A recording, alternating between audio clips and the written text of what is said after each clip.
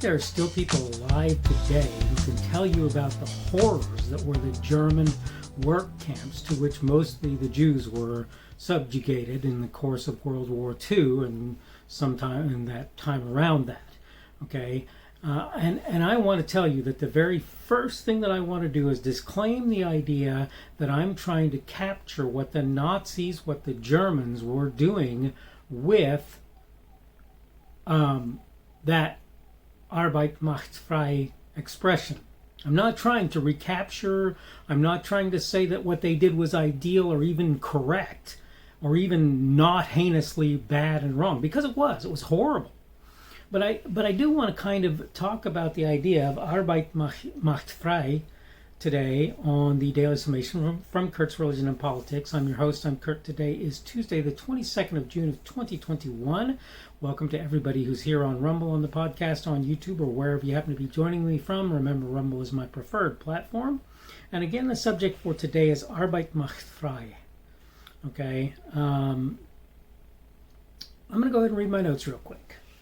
There's no doubt what the Germans did to the Jews in the World War II time frame was horrible.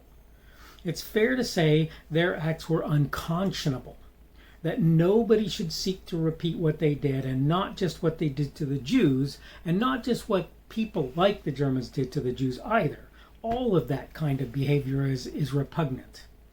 The old Nazi slogan, Arbeit Macht Frei, was badly abused and fallacious as anything those folks put out there. Not the expression itself, mind you, but the use of it. Here's the sad thing. For those unaware, Arbeit Macht Frei can simply be translated something along the lines of work makes one free.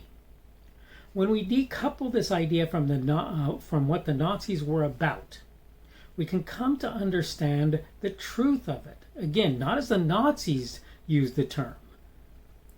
The world has seen unprecedented prosperity as a result of people working to make it so. That's what I wanted to talk about on today's edition of the Daily Summation. And that's the end of my notes. So, here's the thing. Again, the disclaimer is important. What Germany did, what the Nazis in particular did to the Jews and to many, many others in the World War II time frame was horrible. What they did to their own people who were, Germanic in origin and not Jewish was horrible, quite frankly. But here's the thing. The expression Arbeit Macht Frei seems like a horribly bad thing to say, but only because the context of it in the modern day is the remembrance of the Nazis. If you look at the idea that work frees people, where it seems somewhat counter. Here's the thing. Back when people had really crappy houses, places with no heat, no running water, no electricity, what they had to do just to live their life, we have to remember to light the lights, we have to go to town or to wherever and fetch water, we have to, take our once monthly bath, all of the various things that were associated were fixed, pretty much all of them were fixed with one simple word. They were freed, if you will, by the word work. The possibility of so many people to live really great lives that literally kings would not have lived in past, okay? The possibility for that to happen is based on that work that people did, and you can say literally in many senses that work set people free and made it possible for them to do things and go places that they would never have been able to do those things or go those places were it not for the work that was put in. Work really does make you free, not in that German Nazi World War II sense where they did repugnant, heinous, horrible things to people in the name of that expression. Which, by the way, in my opinion, they didn't do it in the name of that expression. And I'm not sitting here telling you that a person should work their life away. What I'm saying is that work really is and has been a freeing influence on people around the world. It has been a game changer. It has been a level upper for those of you who are a little bit younger, right? It's been a level up for a lot of people. I remember when air conditioning was a very uncommon thing pretty much everywhere you went. I remember when we had washing machines with ringers on the sides instead of dryers. I remember when you hung the clothes out on the clothesline, when the milkman delivered the milk to the porch, which I kind of think I'd like to see come back, but nonetheless, the point is, a lot of these things that went away were the result of people working to make a better future. Work made people free. Again, that doesn't mean you should spend all of your time in work and you'll be free as a result. And I'm not trying to play the game where I equate one word to another. I'm saying the result of the work of various people has made many, many, many others much freer as a result of that work. And quite frankly, if we continue on that path, I can only see things getting better. But if we move away from that, if we move to the guy who says, I don't understand work, like he's talking down to the people who are doing it, I'm sorry to tell you this. If people don't work, you don't get your bread, you don't get your house, none of the things that you have are out there for you. Why? Because somebody had to work to create those things. Work makes people free. Not in the German sense, again. Not in that World War II sense. We don't want to go there because that was wrong. And everybody, I think, pretty much everybody acknowledges that was mistake. That wasn't just mistaken. It was horrible. It was heinous. It was terrible. Right? There aren't enough bad words to describe what happened to the Jews and many others as a result of World War II. There just aren't enough bad words, words to express how bad that was. There just aren't enough.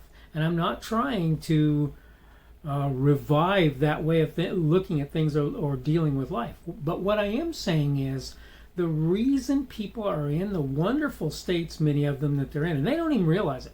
They sit in their air-conditioned home and complain because they're not making enough money at work as they drive around in their Cadillac Escalade or whatever, right, with their new smartphone. And I think to myself, well, it seems to me like for a poor person, you've got it pretty good. And here's the thing. If you look at other countries and you see that there are people out there who are working their butts off and they're nowhere near where we are in the United States, you realize another thing, and that is not just does work make you free, smart work makes us free.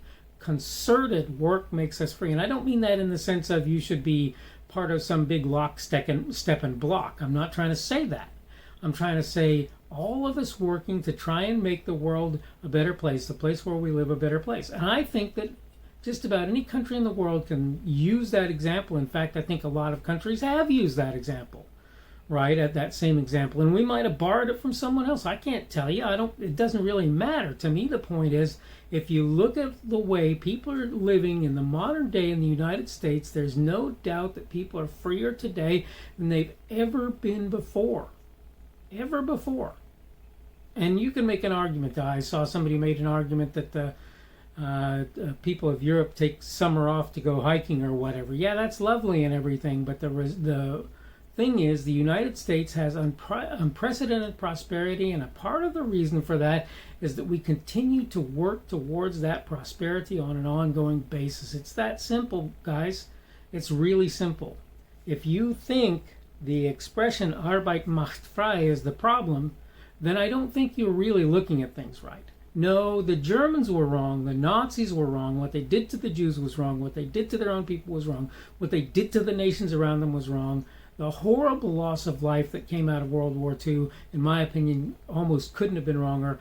All of that having been said, I have no issue with the expression, not coupled to Nazism or anything like that, but with the expression Arbeit Macht Frei, or work makes you free. Okay, I need to go ahead and wrap up now. I hope you've gotten the idea from what I'm saying. Certainly I am not supporting Nazism. Certainly I am not supporting what was done to the Jews or the people of Europe, or frankly pretty much anywhere else for that matter in World War II.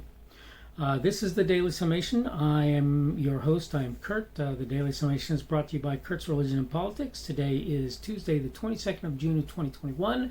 That means tomorrow will be Wednesday, the 23rd of June of 2021, that middle of the week day.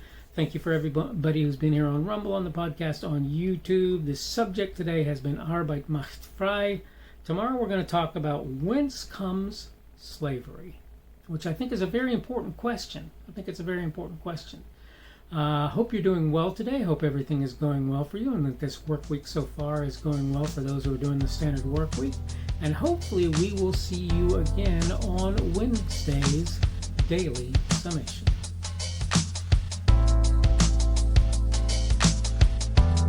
The speaker on this edition of the Daily Summation is Kurt Schubert. This video was recorded on Tuesday, June the 22nd of 2021.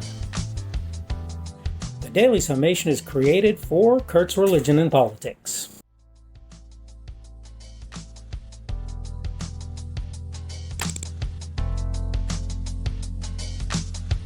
Thanks for watching this edition of the Daily Summation from Kurt's Religion and Politics. I hope you found it entertaining or instructional, or maybe both.